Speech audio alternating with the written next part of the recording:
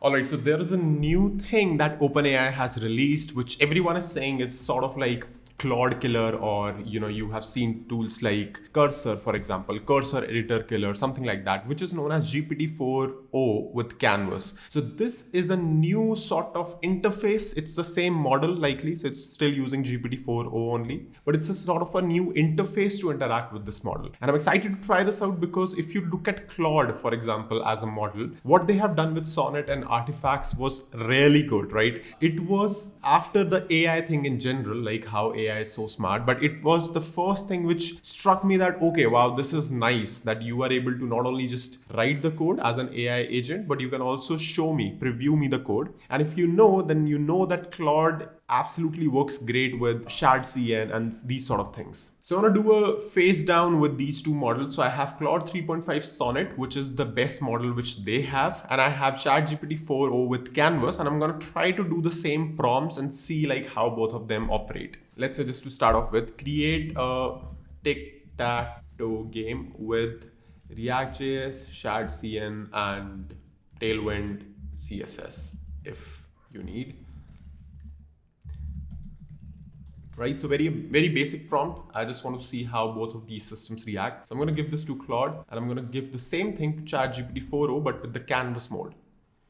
So now you can see that this is the new nice thing. I think one thing which I really love about OpenAI is not that they just create their models, which are like state of the art, but they also have like very nice interfaces to interact with them, right? So if you look at Claude, for example, it's still nice. Maybe I'm just used to artifacts, so that's why I'm just seeing a new thing, and I'm a little excited about how the UI and everything looks like. Much more closer, I would say, to VS Code like syntax highlighting. Maybe that is why this also feels familiar than anything else. But you can see one difference right out of the box, which OpenAI has not done so far, is that they haven't implemented a preview mode, right? So on Claude, for example, I have this code and I can also go to this preview tab. That sometimes works, sometimes it just says that I'm not able to run the preview because of dependencies and all. Not sure why this is not loading right now, but okay, fair enough. We can just start with the React itself. So this looks like a proper text editor instance because Grammarly is also kicking in. So let me just quickly, if I can, disable Grammarly somehow. Well, not really. Anyway, we have something here. Awesome. So let's see what we have. Let's do a code review basically, because at least an AI would not get offended if I do a code review for their code and if something is wrong. So I want to code review both ChatGPT and Claude. To start off with, ChatGPT sets the board is X next, set is X next. It's the Boolean value. It's the winner. What I will do is I'll ask it to please convert this into proper TypeScript code. It just makes it a little bit easier because I don't know what winner could be, right? And this is very neat. See how it is doing it line by line. I think Cursor also does the same thing. That's what some of the people I saw were mentioning on social media. I think that Claude also needs that. Yep, it also started it directly with JavaScript. So let's see. Okay, while Claude is creating the code, let me review this one. Syntax highlighting obviously is not working, so that's number one.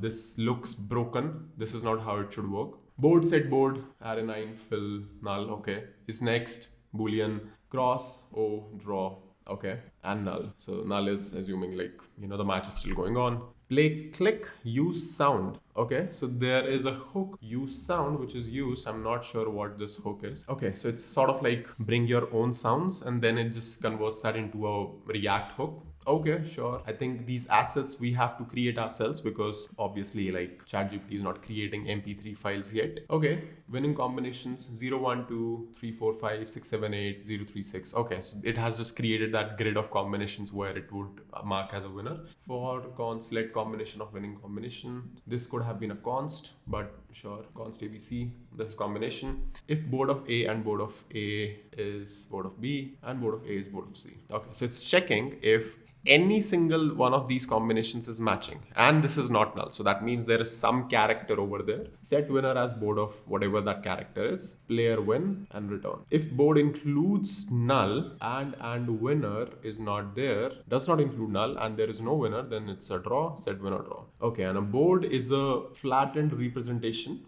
of the board itself, right?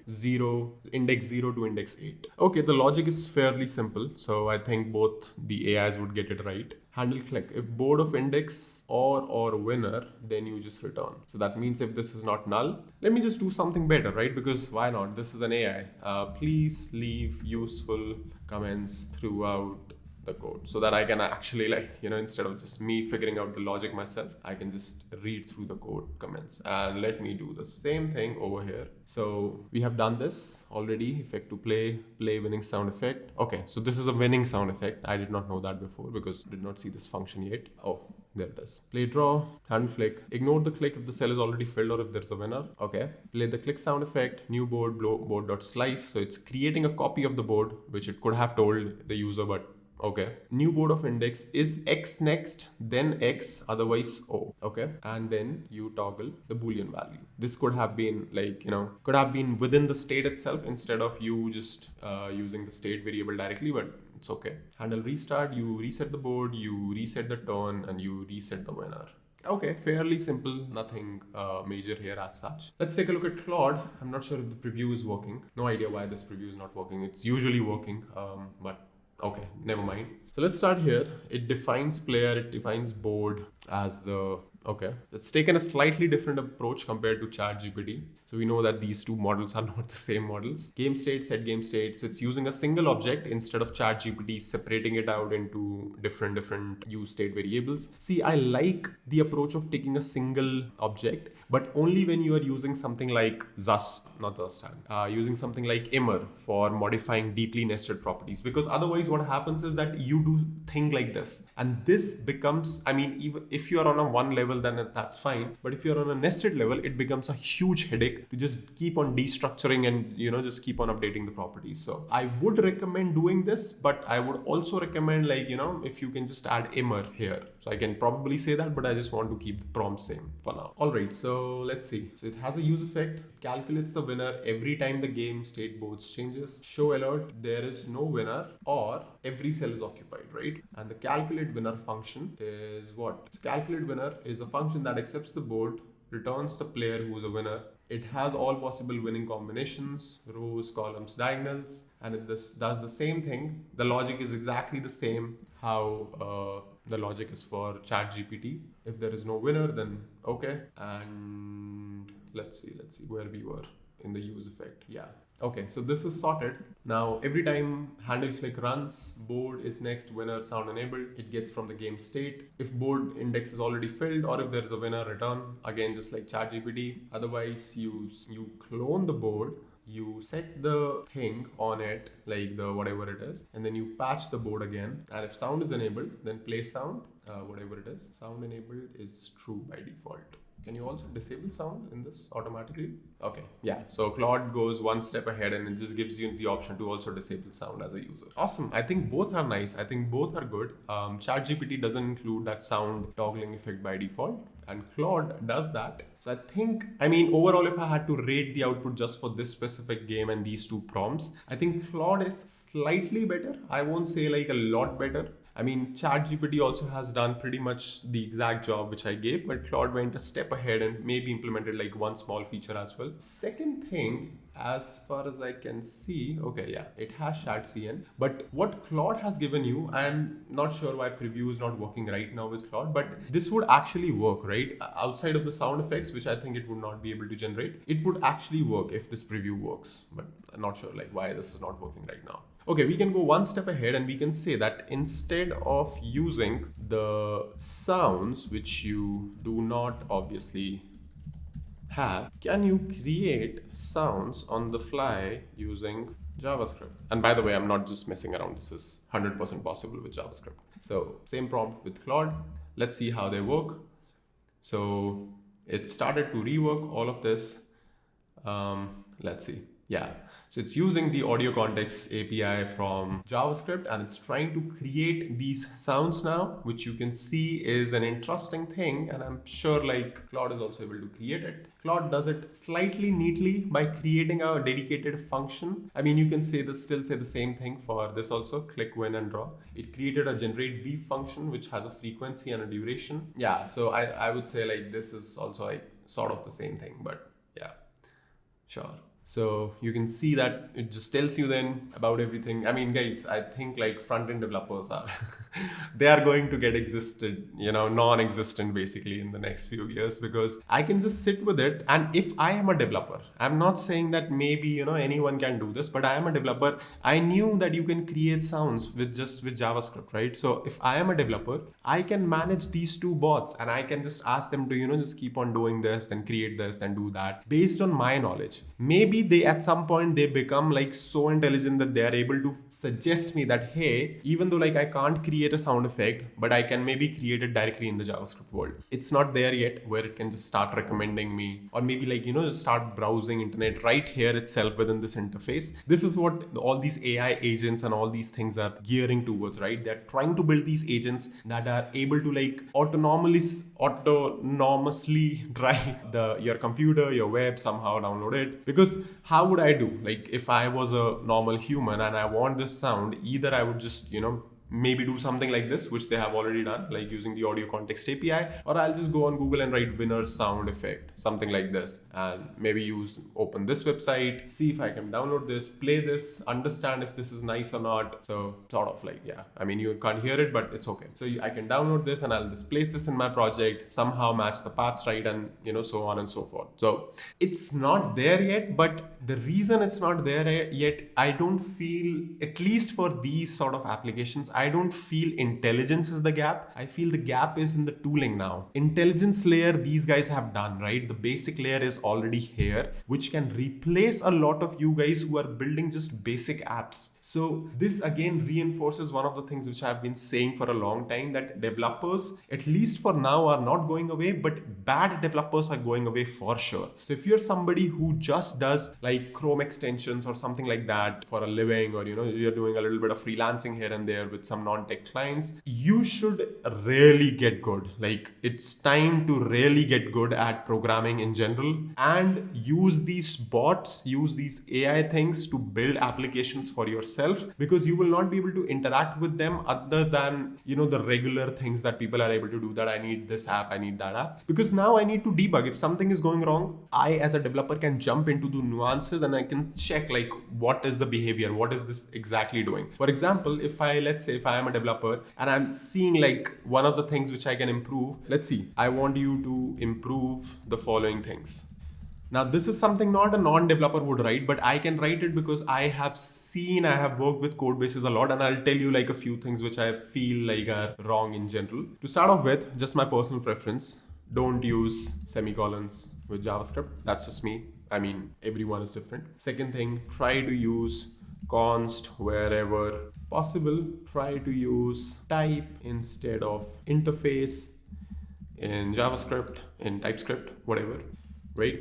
Another thing I can see is that what I don't like is these parameters like passed in directly like this. So I'll say change all arguments to be objects instead of number or string or enum, etc.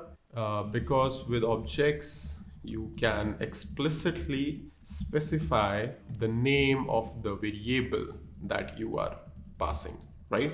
Very, very small thing. Again, with switch case statements, use curly braces to encapsulate the scope of the things you are doing. And again, I am typing this right now. I know a future, it is even here right now, where you can just speak these things and it'll start to work on that. So let's see what else I have. So this key is fine. Okay. Yeah. One more thing. Don't use short circuiting for rendering components. Explicitly render null in JSX. And then finally, one more suggestion which I have is always prefix Boolean values with a is or are or etc. Basically, instead of saying is age greater than 18, always write variables that say is age greater than 18. So these are like few of the suggestions, and you can see like it just goes there and it just starts writing code. And it's crazy like how these AI systems work. You can see like it's removing semicolons, it's adding these scopes which I told it about. I'm sure like some of you might have not even understood all of these suggestions yourself if you are learning as a new JavaScript developer, but you can see like it pretty much implemented every single thing I mentioned. Don't use semicolons, done. Try to use const. I think I mentioned it for that one loop, right? Okay, so it's not using this here also. So I can just ask it, can we not use const here?